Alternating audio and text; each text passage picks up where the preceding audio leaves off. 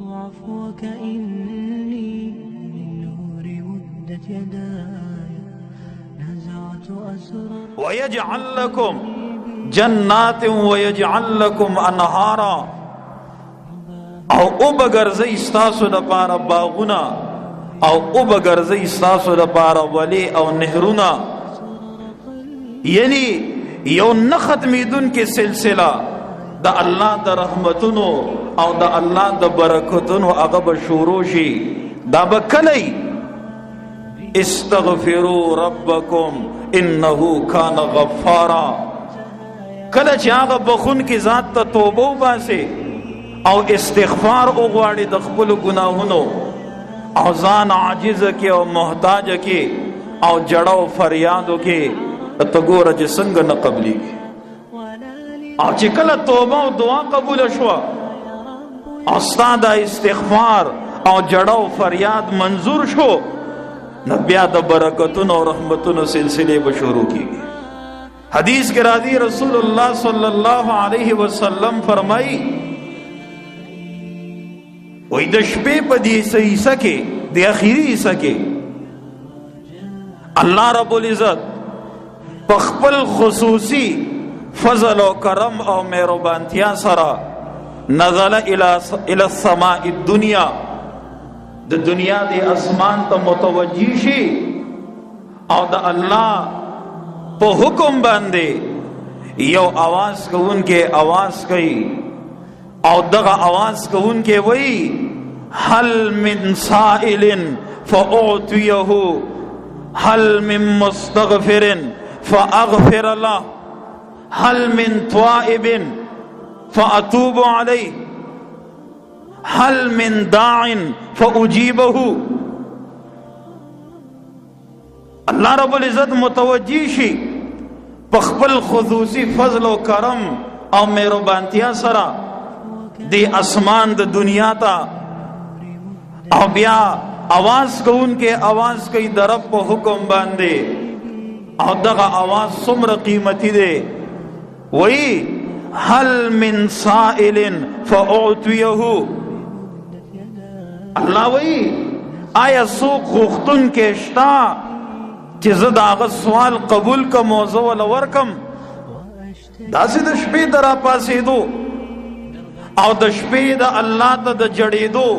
اسی حدیثو کې دومره لوی فضیلت راغلی دی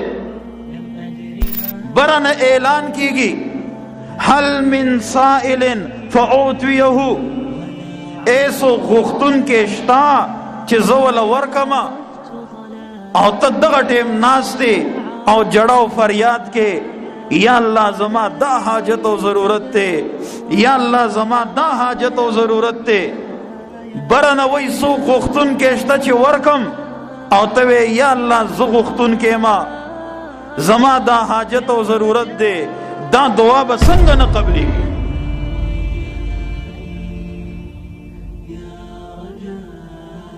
بیا نبی علیہ السلام فرمائی اعلان کون کے درب په حکم باندې اعلانو کی او وی هل من مستغفر فاغفر له ایسوک بخنه غختون کې شتا د خپل ګناونو چې ځان ملامت کی او مان زما د ګناونو معافی وغواړي بخنه وغواړي آیا څوک بخنه غختون کې شته چې زه ته بخنه وکم او دغه ټیم ته جاړي او فریاد کې یا الله ز په تیر شوی عمل په خیمانم مان غلطی شوی ګناه شوی یا الله معامله زما او ستا تر منځنا یا الله تا ته تنهایی کې سوال کوما او ما ته زما ګناونه معاف کې برنه وای څوک بخنه غختون کې شته چې بخنه وکم ته یا الله زیما ما ته زما ګناونه معاف کې دغه دعا به قبليږي او کنه به قبليږي بیا आवाज کوي هل من تائب فاتوب عليه ایسو توبه غختون کې شتا سوک را ګرځیدون کې شتا چې ز په خپل رحم او کرم وکم ز په خپل مهرباني وکم او داغه دا توبه قبول کم ته یا الله ز د ګناہونو نه رجوع کوم نیکو طرف ته، الله په ما خپل فضل او کرم او احسانو کې کیږي به که نه به کیږي. او بیا وی هل من داع فاجیبه، ایسوک دعا غختون کې شتا چې زه د هغه دعا قبول کم. الله هل من داع فاجیبه، ایسوک دعا غختون کې شتا چې الله وی زه د هغه دعا قبول کم. او ستا خصوصي تعلق دی د الله سره، او د شپې را پاسېدلې او جاړې او ته یا الله زما دا سوال دی او زما دا دعا ده او زما دا ضرورت دی او دا شرعي حاجت میں دے او دا شرعي حاجت میں دے، یا اللہ ته د قبولیت فیصله وکي او الله زما دا دعا او زما سوال قبول کی، قبلی کی به کنه به قبلی کی. بیا حدیث دا ابو هريره رضی اللہ عنہ چې نبی مهربان صلی اللہ علیہ وسلم فرمائی کله چې بندا د الله نه د خپل ګناہونو معافی وغواړي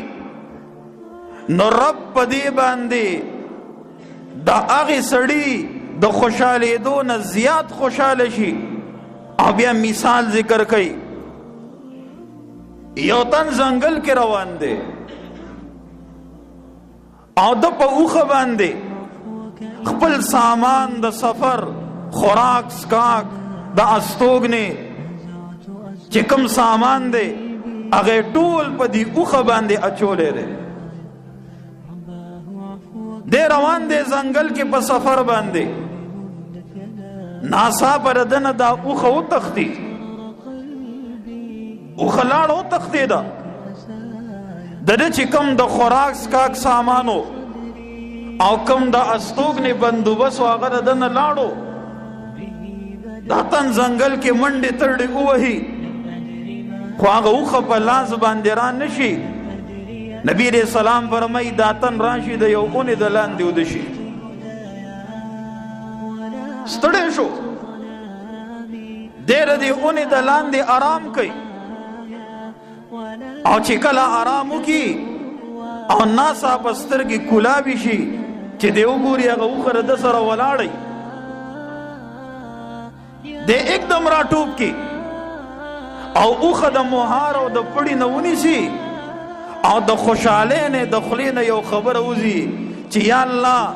زستا رب معتزما بندي.